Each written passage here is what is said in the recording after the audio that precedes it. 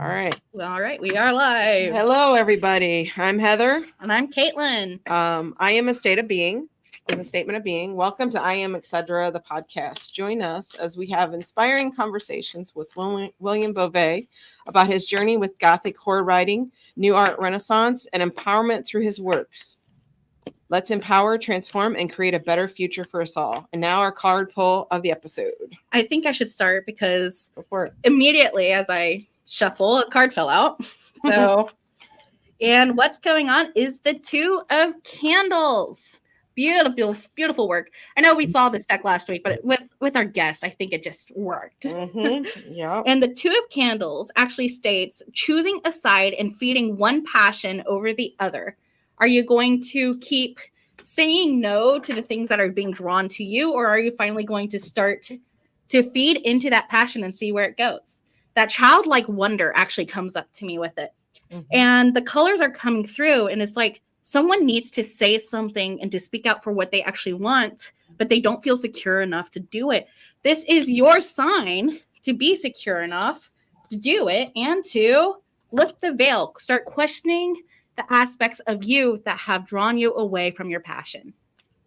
That is the pull for this. So mine is, I've got three that came out to me. We're going with the theme of the Gothic type darker decks here. This is the Snow Moon card. This is about rest, recovery, and kind of planning. So you're kind of like in hyper mode, you're in a hermit mode where you need to go internally to rest and recover to get your strength back, especially if you've went through something that's pretty intense, and you had to deal with some of that work that we always classify that as shadow work. But that is the good, it's a starting point, because that leads into the second one, which I absolutely love this card. It's Mischief and Mayhem. Okay. So when I'm looking at this, I'm thinking of Pan. Okay. Pan. Oh, from Greek? Yeah. And it's freedom, surrender, and abandon.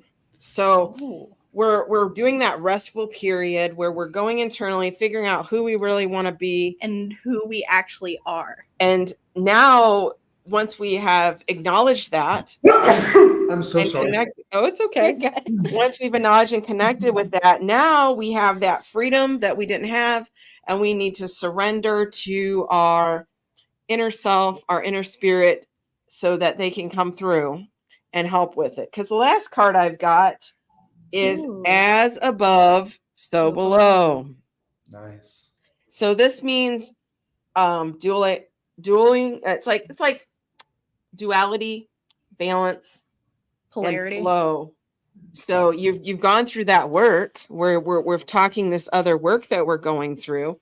Now you've rested and recovered. You've acknowledged what you need to work on. You've allowed yourself to connect to your inner goddess or god, mischief. Like I said, Pan. I'm thinking Pan here. And then in doing so, there's that duality and flow that in the balance is going to come through. And I think she's got one more pull that she just actually popped up. I love that when we read it feeds off into it, because when you were like, it's time to rest, it's time to start feeding yourself and really going back to this card about feeding the part of you that actually has the desire. I hear the word burnout. After you drew that, I was like, oh, that makes sense. And then uncovering that duality, lifting the veil from the other card. Mm-hmm. And the Nine of Bones comes up. And if you look, we have that beautiful, beautiful owl and just skulls falling through. And when it comes to mischief and balance, polarity comes to mind because, I coach on the law of polarity. Mm-hmm. And the Nine of Bones asks you to look into the wisdom of why you are being paused. Mm-hmm. If there is a reason why you feel like you're burned out, or there is a circumstance that comes up that all of a sudden you have a lot of time, it's time to look into that inner wisdom and to shed the parts of you that want you to be stuck, really. Yeah, so that flows really into the Snow Moon where you're having the rest and recovery. But the end result is you're getting that balance that you really need that you've been missing in your life. So that is all about connection and empowering yourself to create.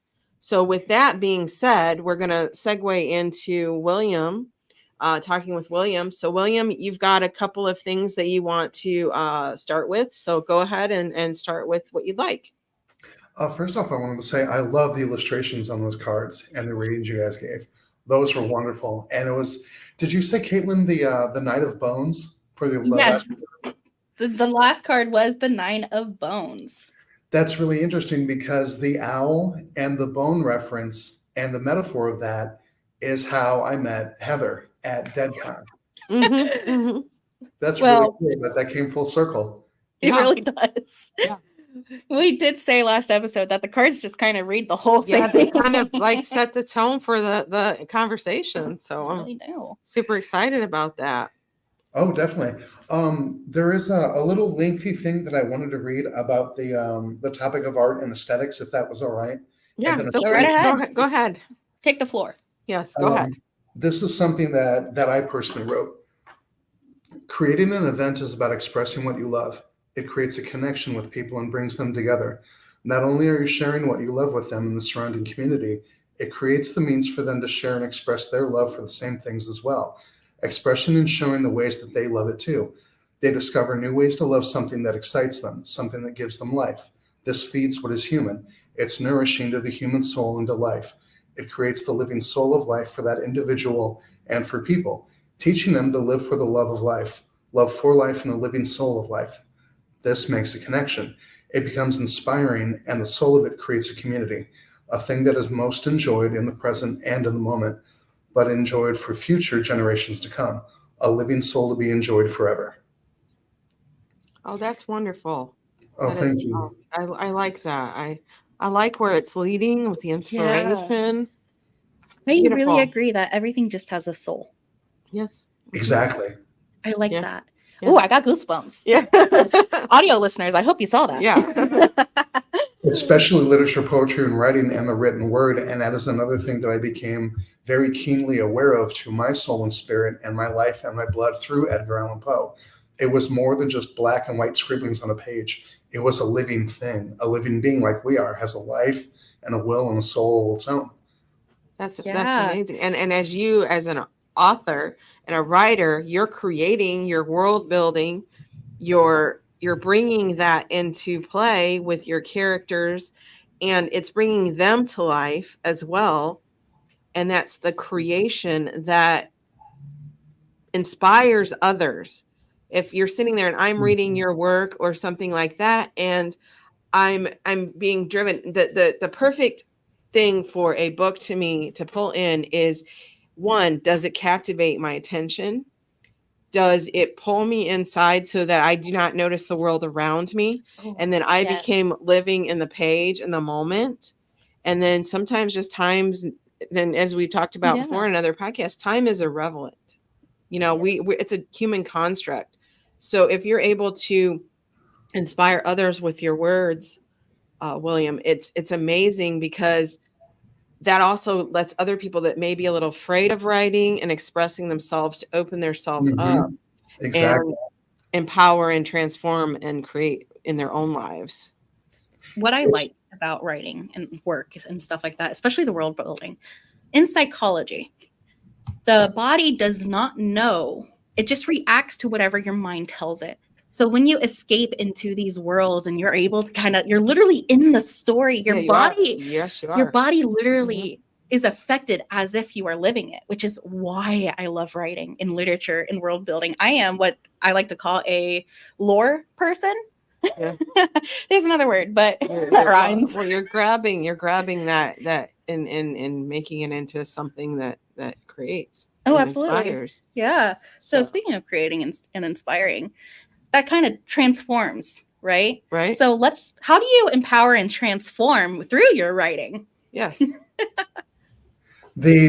It's really interesting, the Neri, that you guys describe it the way that you just did with the writing and how it affects and how it draws you in, because that's exactly the way you've both described it as how I've always experienced it when I write. And as I've gotten older and the more that I write, it becomes even stronger, like to the point where I can spend 6 to 7 hours like it's nothing, and I'll forget to drink and I'll forget to eat. And I get up because I kind of feel like I need to, and to go to the bathroom. That's it. And when I'm done, I have to blink my eyes and literally look around and shake my head to make sure that I am still where I am and not where I was. It feels exactly like that. Yeah. You literally get absorbed. Well, and then sometimes yeah. your characters, and I'm sure you as a writer understand this too, is the characters kind of create their own lives within you, and they don't they don't shut up sometimes. Sometimes No, you're just they like, talk to you and it's like, speak to I you and they want tell you things. to speak my story here. You must write this, you know, like, no, I don't care what time of day it is. I don't care if you're in the middle of something. If the inspiration comes, you must stop and write. Oh, absolutely. Yeah.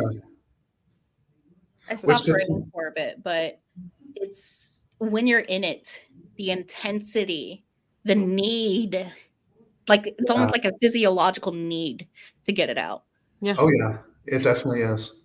Do you feel like when you write your characters, because I've always wondered this, do you feel like you actually become the characters and they kind of like, since we're talking about Gothic horror in that aspect, do you think they kind of step in and haunt you and they obviously speak through you, but do you actually feel that manifestation of where they actually are in there and you're writing what they're saying and it's your hand, but it's their voice speaking, you know?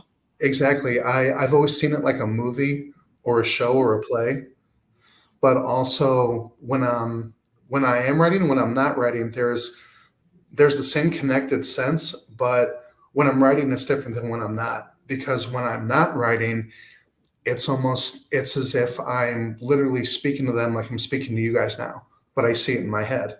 But I see like Nicole, my main female protagonist in my vampire trilogy. And ever since I started writing her, she's always been talking to me. And sometimes I see her with blood on her mouth in a inside of a building or outside of a building in the Great Depression, talking to me or telling me things or speaking to me very intimately as if we're lovers or as if we're friends for 200 years and she's always there. I completely get it. I'm one of those people where I have to be in the shower thinker. And when I'm in there, sometimes it's like I'm not even in my own home based off the characters in my head. Now, I don't write them out. I should, but I get it where it's all of a sudden your own world kind of intertwines around the characters that you have created. So as we're speaking here, William, what major, because most people will say, creative types will say, there was a particular period in their life where they had to step into that role of the writer. What triggered that role of the writer to you so that you were able to create? What part of your life started that process? So for other people that come through and want to know how to write, what started yours? When I was 6 years old, I read Masque of the Red Death by Edgar Allan Poe, and I read it over and over and over to myself. And I sat back in spellbound wonderment at Poe's style of symbolism and allegory and illustration. And everything in my soul woke up and said, this is for you. This is who you are. This is what you're meant to do. And I said back to it, I don't know how. And then it said back to me, let me show you. And I've been following it and listening to it ever since. That's amazing. What about you as a writer? Me as a writer, my start was younger. I started writing when I was like 12, like in that time frame where my mind was growing and I was more in tune because I was extremely introverted. So it was like I was reading my books like constantly. So I was one of those kids that would go to the library and pick out 20 books and the librarians were like, you're not going to get that done. I said, oh, yes, I will. And so I did. But in that period, it was like an escape, you know. I don't know if it was really escape because my life wasn't that bad. It was just, it called me and. Not that bad in either a comparison state. No, you know, most people, I feel like sometimes writers or general creative, sometimes they have to go through these periods of despair or, you know, or the way their life is. Yeah. And that's when they create their most beautiful work. And that has always been amazing to me. Like you can do that. So it's really hard I feel like myself to write when I'm happy, you know, so to speak, because it's like, I don't know, it's like almost like a release to me. Oh, yeah. But I started writing, and then I started writing a little more, and I started writing poetry. I started, telling stories and things like this when I was younger. And as I got older, I loved the written word of the lyrical style of poetry. So it's almost like it was one line led to another, and it became like, I call it a symphony of words. And actually one of my writings is kind of like that. I have that whole thing of how I started the whole writing. And that was, I wrote that when I was like in my early 20s. So but I felt like, I think maybe I was a perfectionist in a way when I was a kid. So it was like, how do I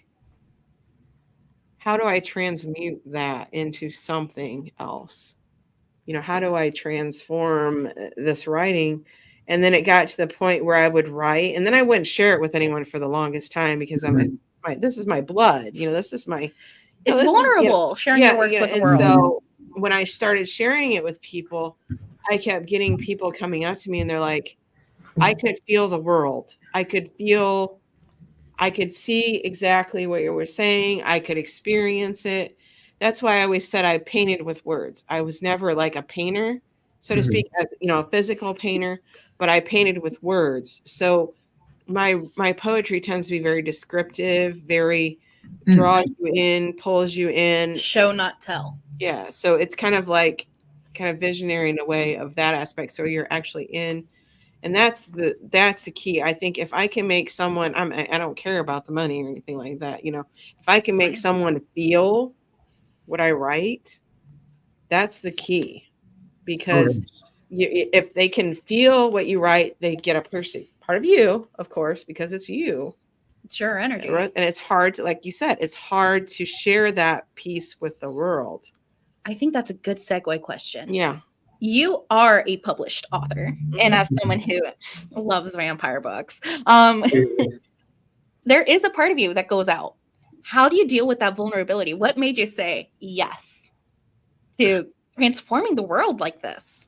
With me, I feel I've come to understand and know that I'm very different from a lot of other authors because, like Heather was talking about, it's more of a release. Or I've heard other authors and writers say they write horror because it's their way of dealing with the horrors of the world externally or things or traumas they've experienced. For me, it was never about that. For me, I was born to it. It's my heart and my soul. I do it because I love it. I literally fell in love with horror and terror and romanticism and love of life, what life actually is, and the creative living soul and the energy of it.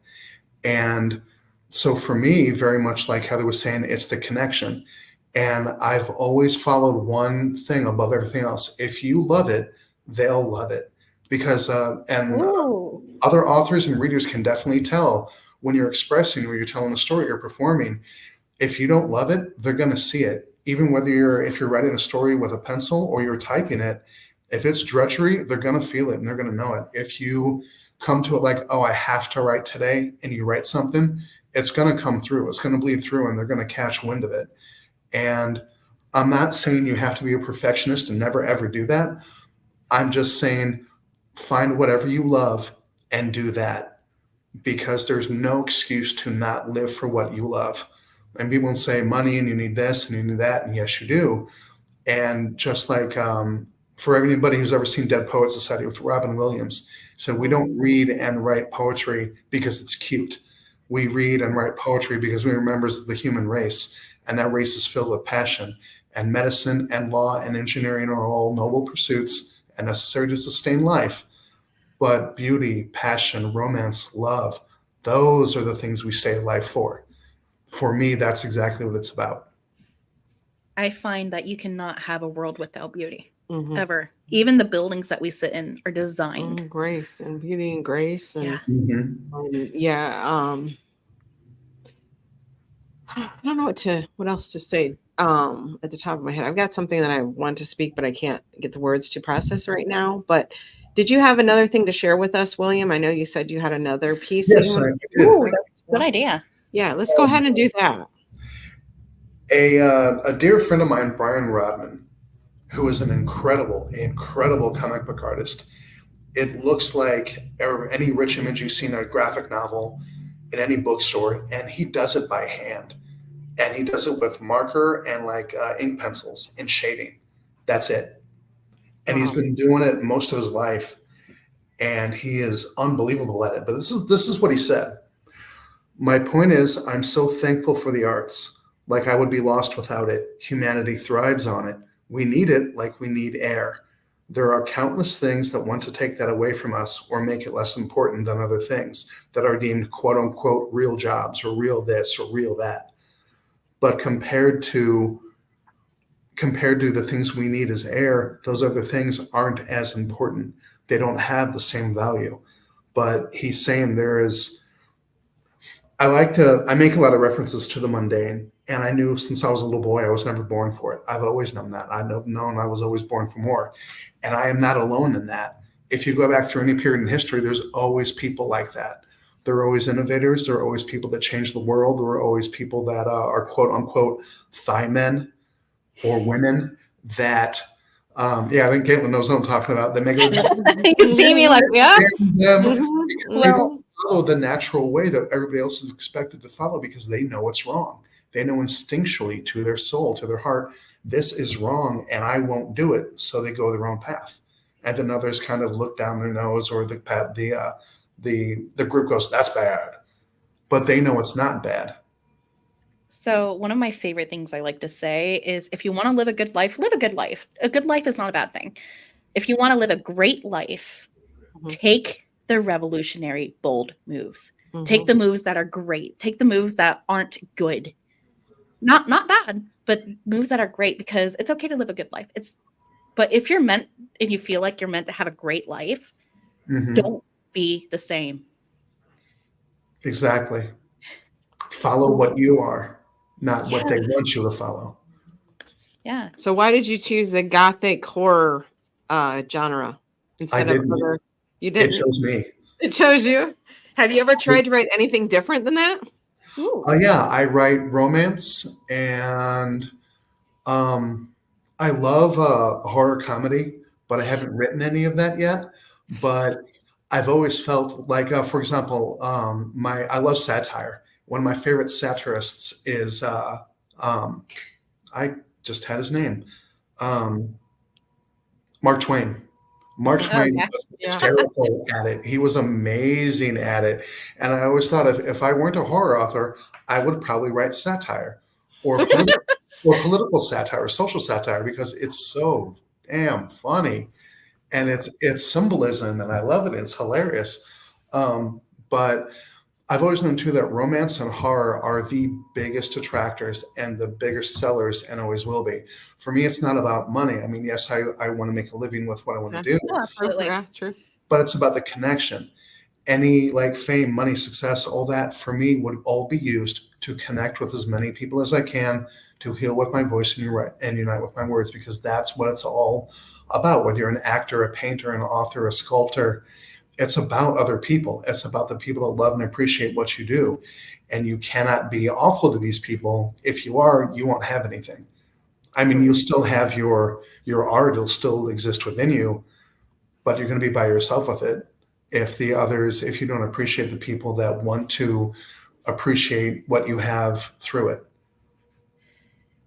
One of my favorite sayings, going back into this, is art is meant to disturb the comfortable people, but comfort the disturbed people. And I love that because, as you said, horror and romance, like I love it. Like both of them, as I said, vampire romances, I'm in. You can guess what I read in middle school. And there is a certain aspect to just art in general.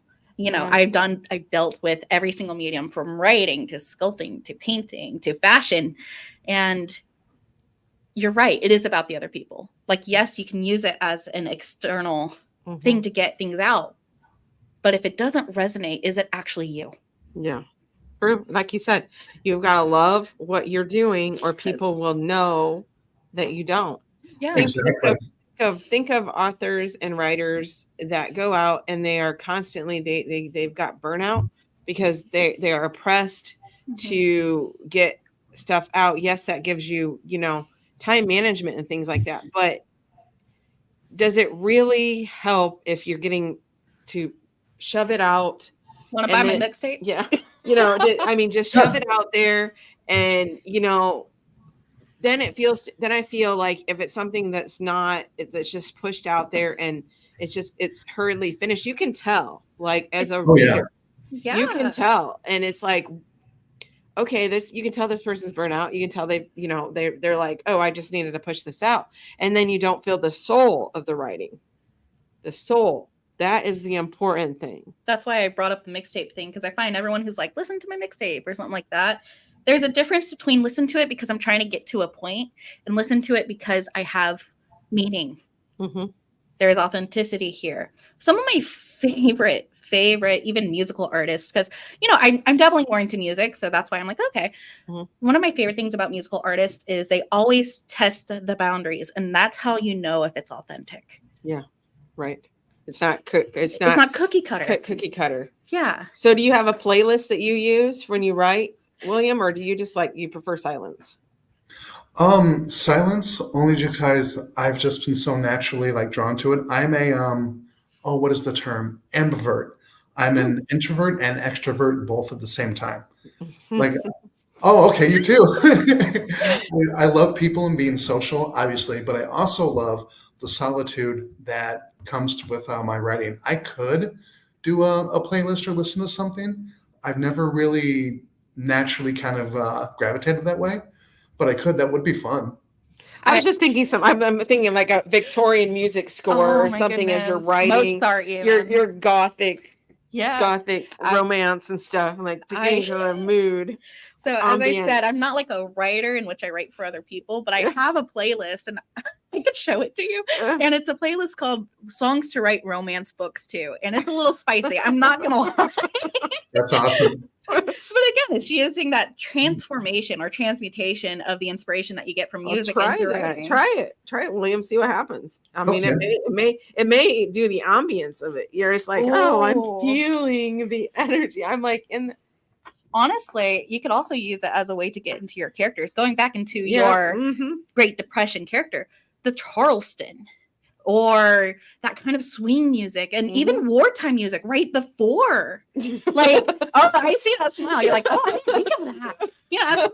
History is one of my passions, obviously. Well, you gotta expand and grow, you know. And so it's just give it a try. How can you in this modern day experience what they've experienced? Yeah. Music has throughout the ages. This is another thing to think of it as way. So you're in connection. You said you feel like you're connected to your characters, which is an author should be. Perhaps if you start playing the music that are from their era, they may be more vocal with you. They may share more with you. You might get into that whole ambience and then watch some silent movies. Yeah, silent movies and things like that. So there's so much potential there that you can check into. Check it out, man. Oh, I have a question. Why did you choose vampires as someone who loves vampires? Real quick, we're just having all kinds of eerie, not ironic, serendipitous moments here, because what you just said about the music with my second book, I included on purpose at the end of it a vampire speakeasy, and I went on YouTube and I looked up dark cabaret 20s and 30s music, and I chose certain songs. And in that part, when I'm writing in the story, they are playing parts of those songs in the vampire speakeasy. And at the end of it, I referenced the song lyric and the musician who sang it at the end of the story, because I always like to give credit. Amazing. Yeah. I love that. So I can see how that would. I can feel that, like that creative juice that you get flowing. That's another way a perspective to do it, William. Just to and that empowers other artists. Yeah, like that empowers the musical artists who did that kind of speakeasy. Or music. If another thing you can think of is if you use a playlist and you're playing it and you're feeling the music, like if a person is reading your book. And they'll create a playlist with the background music in their head when they're writing, and they'll be like, "Oh, I'm really immersing myself into everything. I mean, a Spotify playlist about your books would be fun. Yeah. And I'd listen to it. That's also why what you just said again. That's also why I referenced the stories at the end, so the people, while they're reading it, if they want, can go look up the songs on YouTube and hear it while they're reading that part of the story. Yeah, Amazing. that's an immersive experience. I mean, I Yeah. enjoy that. I mean, if I'm reading a book, sometimes I listen to some music and things like that. Absolutely. I do like seeing like what other artists, authors do, like in their playlist, in how they were inspired, like by certain music scores and things like that. You want to listen to my playlist? No. But to answer Caitlin's question, vampires are my absolute favorite supernatural creature out of any other supernatural creature, because to me, they embody horror and terror and romanticism. And I love, what I dearly love the most is a vampire as a monster. And that's exactly what Nicole is. Just like the 1931 Dracula movies. Dracula was a monster that looked and acted human and behaved human, but he wasn't. Yeah. Kind of means or stretch of it. And that's exactly how I didn't pattern Nicole after Dracula, just a vampire as a monster. Yeah. One of my first kind of experiences through finding out what vampires were. So I was like a child, like 6-7 years old. Mine was Salem's Lot. Really? Oh, Salem's Stephen King, Salem's Lot? The old Salem's Lot. Yeah, the original. Old Salem's Lot. That's one of my favorites. Mine was actually the Van Helsing movie. Van Helsing? The Van Helsing movie. Different generations. Different generations. I believe it was, what's his name? I don't know, but the Van Helsing movie was early 2000s or late 90s. Yeah. And it was the first time that I actually saw vampires as the monsters on screen. Mm-hmm. Because, you know, growing up with older brothers, I was going to see things that I shouldn't have. And Van Helsing was one of those. But it really, again, I was really attracted to the dark aspects of it, even as a child. Mm-hmm. And it's, I'm going to say, it was kind of a gay awakening at the same time. So you talked about vampires, William. Were you inspired at all by Anne Rice's vampires? Yes, and Stephen King, and a lot of the vampires of the 80s. Like, my favorite vampire movies are Lost Boys, Fright Night, the original Fright Night, Near Dark, Salem's Lot. Yep.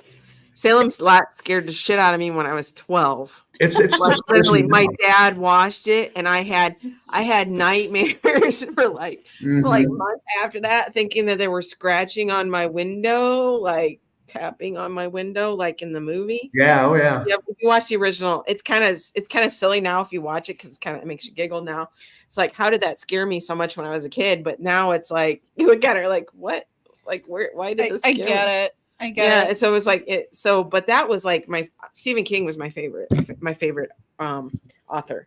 So he's been I've always loved the horror anyways, but I liked his work, and I started I've read all his books, all his works. I mean, my dad bought it when I was 12, and every year after that, there was a Stephen King book. I had it in my stocking for Christmas or something, and my dad always used to buy it for me. Like, that was his gift to me every year.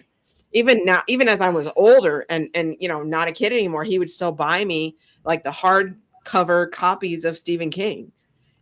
So it every time it came out, it was and so I was always entranced by the horror element too. I love horror, but I have to be careful with it. Yeah. Because I'm one of those people that, because I'm able to imagine it and be in it so well, if I'm not careful, I actually become disturbed. Yeah. Well, and that's uncomfortable. That's why you're being uncomfortable. You're uncomfortable. But the things that really inspired me were all the classical literature, the romantic literature, the poets, the authors: Edgar Allan Poe, Mary Shelley, Bram Stoker, Keats, Wordsworth, Tennyson, Blake, the vampire novel Carmilla. That's one pulled out of a hat. Oh yeah, anything and everything I could get my hands on about classic literature with vampires and mythologies and folklores. And I just kept reading and stuffing myself and eating more and more year after year. So what I did is I systematically created myself over the years, and I built myself into, guided by what I had within, into who I am now. That's amazing. That's empowering in itself. And I just kept doing it and doing it. So I know you've talked about on your page, because I follow your pages, you talk about empathic abilities and things like that. Mhm. How does that come into play when you're writing your work, when you're doing your work? Being an empath puts you in touch with the energies and the nature and the transitory style of emotions and the energies of life and the energies of being a human being and creative energies and the energies that bind not only who we are as human beings, but the world around us. You feel and experience all of that.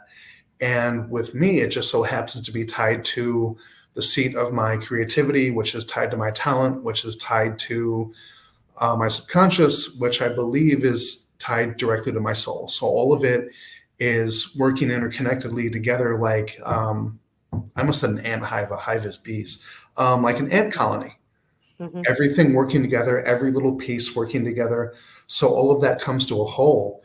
And with my understanding of emotions and emotions as a human being and emotions as an artist and a creative person and the depth of feeling that it takes to have passion for life and aesthetic passion and passion as an artist are very similar things, but it's very different if you're not born to that.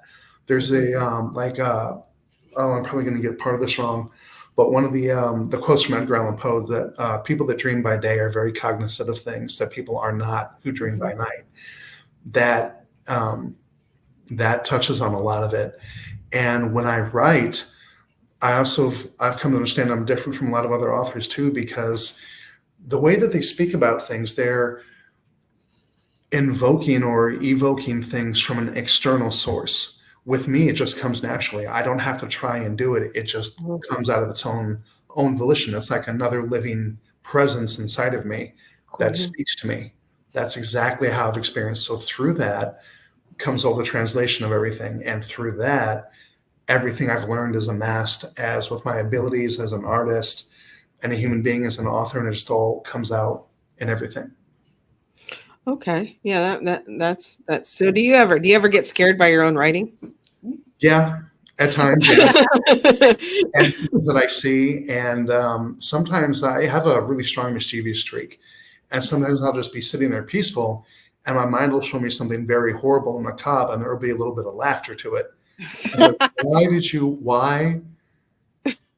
And it's almost like your talent is playing with you, like a little kid, like little kids play.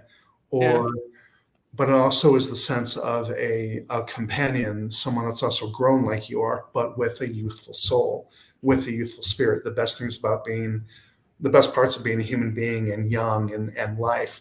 So it's not all serious and okay, we're going to write now.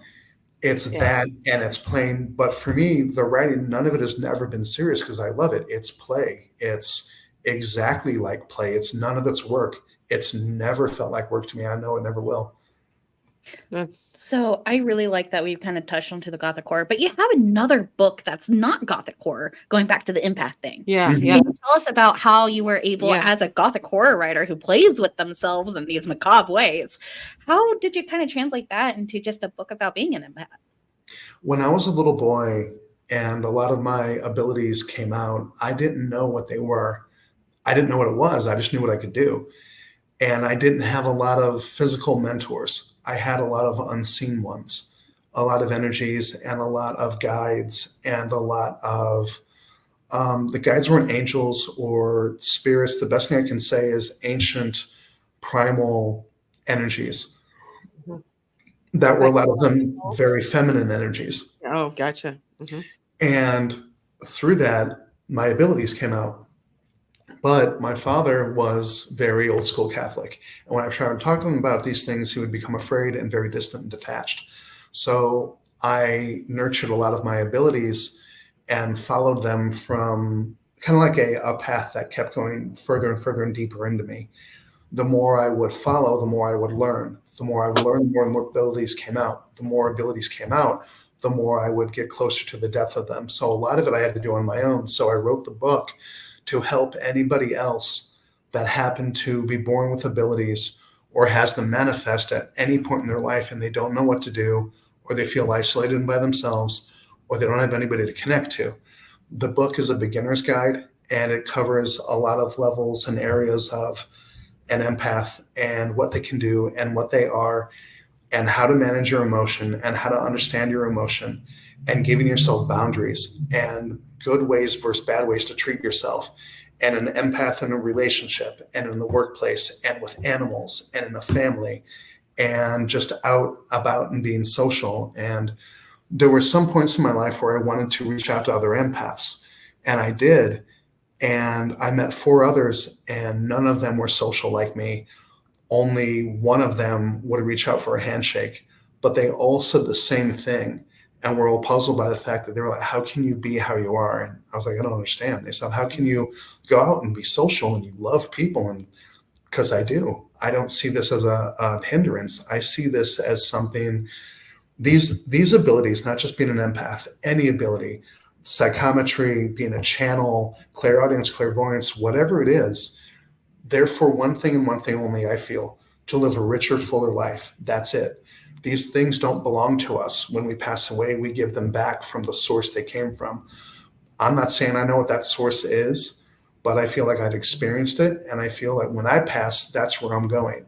But these things don't belong to us. Nature doesn't belong to us. It's not something to claim, something to grab in our hand. It's something to live with other people with. It's something to connect, to live a richer, fuller life, to understand being human, to understand emotions, to understand ourselves, so we can better express and connect to others, which I feel is the point of being a human being. We're set up to connect. We're set up to reach out. I really like that. And I want to go back to your reading when you were talking about how it's about balance, how it's about flow.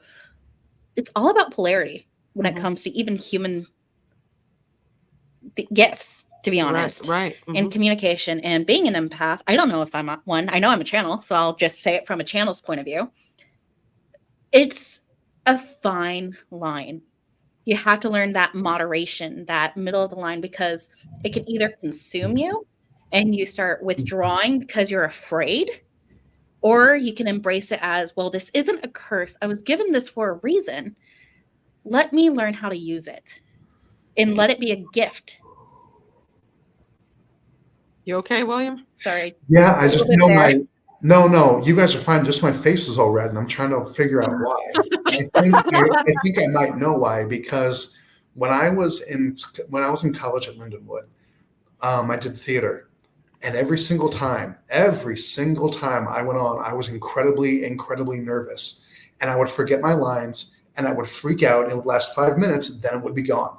I would even get sick to my stomach and then it'd be gone. I think that's what might be going on now. But Caitlin, it's really interesting that you said that. I'm a channel as well. And my whole life, I was afraid of it, with the exception of several years ago.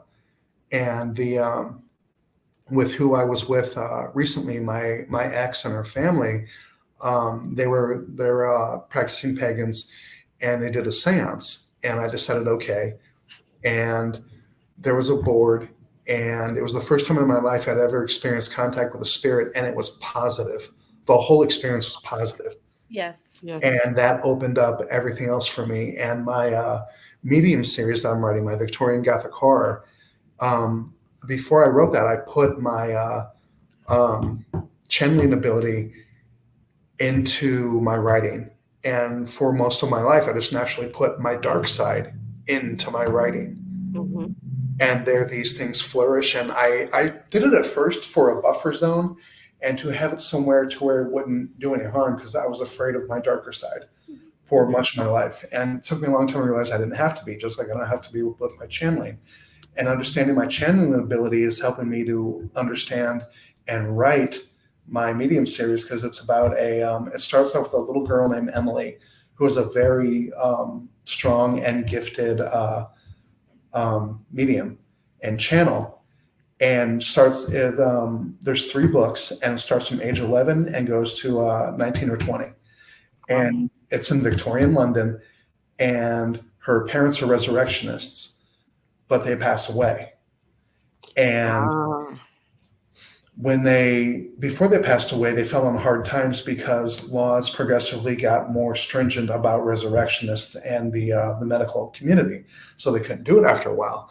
So they ran out of money and they were poor. So she used her ability to help give readings and seances with the family, but it wasn't enough. And things got worse and she lost her parents. And then spirits and ghosts who were helping her and talking to her take her under the streets of London, where there were a lot of almost an underground city of tunnels where a lot of people did really live in real life. And there were furnaces and fireplaces and stuff down there. And the spirits take care of her until like the later books where she goes and finds a medium and a mentor and the rest of the books. But I lost my train of thought. Anyway, I know what it is.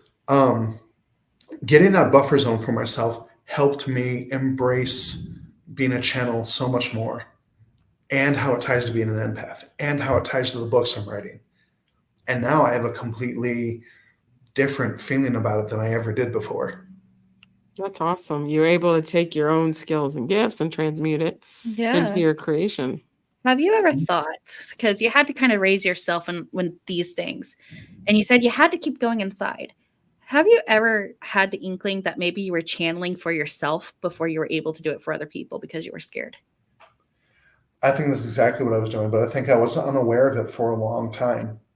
And I think with being unaware of things, sometimes that's done on purpose till you get to a point where you're ready to handle being aware of it. And until you are, these things kind of make an inner deal with you that you might not be aware of and say, okay, we'll do this and this activity at this level until you're ready. And when we feel you're ready, then we'll speed things up and then we'll show you everything we are. And then you can merge with it and things will be better. Wow. The transmutation's amazing. Yes. So how does that kind of go into you and your writing as a writer? Transmuting into what? So you're a very intuitive person, doing your sound healing, doing your readings, that channeling. Maybe it's not like the same channel that I'm thinking of, but how do you use, either consciously or subconscious, maybe you never thought about it, how do you use that in your writing and your poetry and getting that out? Well, first thing I do is I connect to my muse. And for the longest time, I didn't have that connection to my muse. And it was horrible because you don't feel that, you don't feel right. You don't feel like you're doing what you should be doing. So every time I would write, it would be like channeling her, like bringing her into the story, bringing her into and it really probably was actually just myself, but I was channeling it and sharing my poetry and things like that to kind of change my perspective, because she has a different perspective than I do, and being more free with writing and not being concerned about,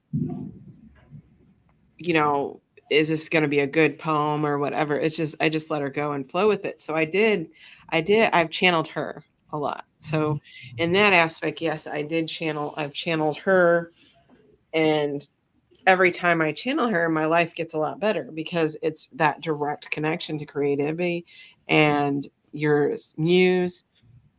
And when she's silent and we're not able to connect to her, you feel it profoundly in your soul. Oh my goodness, that was me the last 2 days. You feel like you're just separate. You're not whole. And then when I connected with her again, I actually had to pull her back because she stepped away, because I actually quit writing, and she was just like, she stepped away and she's like, well, if you don't want to write, then I'm just not going to be here. So I actually had someone come in, a good friend of mine who is a shamanic practitioner, and she pulled her back over to me. So now I've been working with her since. And every time I work with her and listen and go with the flow, everything falls into place. So it's transmuting and channeling, that muse. And a lot of people shut it down because like William said, it's scary sometimes what you experience. And sometimes you just don't want to deal with it. It's going back to that boundary that he wrote about. Yeah. So I every time I write, it's a lot better. I William, when you stop writing, if you've ever stopped writing, how does it feel to you? Like if you say you have writer's block or you can't write or something like that, how do you work through that? I've never experienced it. I don't think I ever will. I'm not trying to be haughty or arrogant. It goes back to what I was saying, how different I feel. I've come to know that I am from a lot of different authors. And because I feel like writer's block happens to authors because they're trying to pull, like they write much differently than I do. They're trying to pull from an external source. Mm-hmm. With me, my sources always come from within. I would agree with that. Yeah. It just naturally comes out. It does its own thing. I don't have to ask it, or I don't have to try or flex anything or make any attempt to do it. It just does it. See, I really want to. Oh, I'm sorry. It's like something it's talking to me all the time. Like I said, like it's another living presence, and boundaries are really super important. Just as being not just for being a human being, but for being a creative, for being an empath, because I didn't have them for a real long time. Mm-hmm. And now I do, and it's the most wonderful thing. What I wanted to kind of point out was that I don't want to be haughty. I think there's a difference between being haughty and knowing who you are. You know, this is the I am, etc. There is. And there's a difference between being confident of, well, I've never done that because that's not who I am, Mm-hmm. versus, sorry, audio listeners, I just threw my glasses in a haughty way. Yeah. So there's a difference. I think William's right. There's quite a few writers that I've talked to. I mean, even with my workshops that I've did, where I'm doing that work with them to try to open up that creativity. They've told me, some of them told me they haven't wrote in 6 months, and then when they do my workshop, they're just like it's like you opened up like a gateway. Yeah. So it helped me to do that workshop, to do that for others, because I experienced the same stuff where I wasn't able to write, wasn't able to create because things in my life were just everywhere, chaotic and things like that. And I wasn't able to sit and focus and write and stuff. And I suffered for that. I did suffer for that. So, and I didn't want to see that struggle with other writers. And I've told you, I've had a couple of workshops that I've did now, and I'll tell you, 3 or 4 writers come in there like, I haven't wrote in 6 months. Now I can write. Now I'm able to open up. That's awesome. So it's like transmuting that problem that I had, that blockage that I had, to help others and overcome that blockage, to get like William has. So you have that free flow of information, but not every author or creative can do that. They have that block. They have that block. Yeah.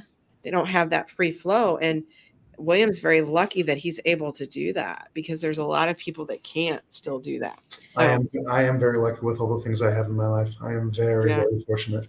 I think the main thing is he accepted it from a very young age and didn't allow external conditioning of not being good enough happen. Yeah. Which I want to applaud, first of all. Like, you are strong. Like, applaud where it happens, because I remember I used to be an artist. I had an art studio in Georgia, and I had everything. My collecting, instead of crystals, it was paint supplies or yarn, or I threw away over $1,200 worth of art stuff because I said I'm not an artist anymore. When in my lowest moment, I'm obviously back. Oh yeah. But again, it's that creation to transmute that energy, to empower yourself. So we're getting toward the end of this time here, but I wanted to segue with William, because I want him to talk about his upcoming projects so that people can check him out. So go ahead and talk about those upcoming projects, and then we'll give you like a final word that you can tell, like, for listeners out there. So let's start with that. Oh, I've got a lot. Like I said, the second book in my Once Upon a Grave trilogy is called Bound to the Grave. It's written. I'm looking for a publisher. I have my second Victorian Gothic horror story, which is Madam Hunt's Graveyard Carnival, is coming out not in the next issue of Phantasmagoria, but later on this year. And I'm going to find out more about my Penny Dreadfuls that I'm bringing back, that are coming out, that I have Phantasmagoria backing me for. I'm supposed to hear with talk to Trevor Kennedy soon. He's the managing editor of Phantasmagoria. Find out more about that with contracts and other information. And I have 4 or 5 other horror author friends that are in on it with me. and I have ideas for 12 more issues of the Ooh. Very Dreadfuls. That's And awesome. oh, thank you guys. And I have like I was mentioning before, the friend of mine, the artist friend, doing the horror promo card for based on Edgar Allan Poe's Mask of the Red Death for me. Excited. Oh, it's amazing. Just what she has so far is like, oh my God, wow. I can't wait to see this thing completely done. And Jeffrey Hayes, the talented graphics video artist that's helping me with the promo for my Once Upon a Grave trilogy, that's coming out. And then I have a book signing in my area at Endless Comics and Games for Once Upon a Grave, and that's May 4th. And that's also Star Wars Day and Free Comic Book Day. And there's going to be... Oh, thank you. William, when you get a chance to quickly give us the links to that stuff too, if you have them, so that we can put them in the notes in our episode. But go ahead. I just want to make sure we wanted to share that with you. Oh, thank you. When I have them, I definitely will. Okay, awesome. Because I don't have a lot of them yet. But and after that, on my birthday, there is the first horror con in St. Charles at St. Andrew's Cinema and Event Center. I'm helping them put it on, and I'm going to be the horror host for it. That's awesome. Yeah, I always want to be a horror host like Vincent Price. And and then after that, the weekend of my birthday, Victoria Price, Vincent Price's daughter, is going to be in St. Louis at the Arcaden Theater for a celebration for her father's birthday the entire weekend. And there's dinners and movies and book signings, and you can have dinner with her and talk with her. And I'm doing all that with a good friend of mine, Roma Gray, who got me some tickets for my birthday for the dinner and a book. And after that, some friends of mine are putting on a Gothic event that I'm vending at for May 31st. And after that, in July 26th to 28th, is Creeper Fest or Creep Fest in Harrisonville, Missouri. It's a horror con, and I've been invited to be a guest speaker for that one at the center.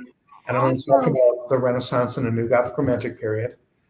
And then the last thing, October 12th, is Wicked Fest in Hannibal, Missouri. And I'm vending there. That's awesome. We will definitely have all those links as they come up. Yeah. Just give it to us. Put it on. We can share it and get your word out too. Yeah, right. So what is your final words that you want to give to our listeners out there, William, about anything about empowering, transforming, or creating their life so that they can take inspiration from that? Whatever you love, do it. Whatever artistic thing it is, do it. If anybody's inspired by anything any of us have said here today, pursue it, but make sure it's right for you. But just like trying on clothes in the store, you got to try on things until one thing fits. Also, do not listen to anything negative ever, because positive is everything, because everything positive is life-giving, everything negative is life-taking. So you always have to live for the positive. And I know it can be hard if the negative is coming from family members or people you love or close to that are trying to be practical to you and saying, well, you got to have this and that doesn't make any money. Do not listen to any of it. Follow what you feel is right. Follow your intuition. Follow your talent. Follow what your blood is telling you is right for you, and don't listen to anything else. You're going to have people who are going to support you. You might feel alone and stuff. You're not.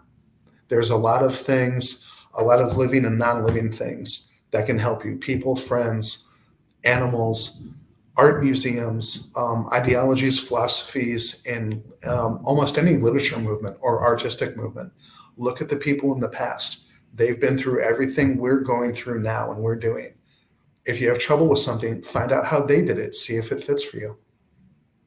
That's amazing. Well, thank you for joining us, William. We really appreciate it, and got to have the writer geek on. Yes. Thank you both for having me so much. Yeah. I mean, as he just kind of closed out with, go for great, not just good. Do it. Mm-hmm. Do it. Definitely. All right, everybody. We're going to close out for the time for next time. We'll see you this Sunday. We're recording with Byron Ballard I'm super excited about this one, guys. Keep an eye out. We're going to be doing a recording on that this weekend. And we also are starting our Kickstarter. Yes, we are. That is the links below. And we are going to be setting that to launch on April 23rd. Yes. So keep your eye out for that. We've got the links. You guys can notify on the launch. And if you guys want to support us, you guys, I think you can actually like do an early support or something. I'm not sure. Well, sure, but if you're wanting to early support, yeah. And then we are still looking for sponsors for the podcast. So if you guys are interested in sponsoring our podcast, we have various packages available that we can share with you. And again, thank you guys so much. Remember to empower yourself, transform your life, and create your reality. Stay creepy. See you later, guys. Bye. Thank you. All right.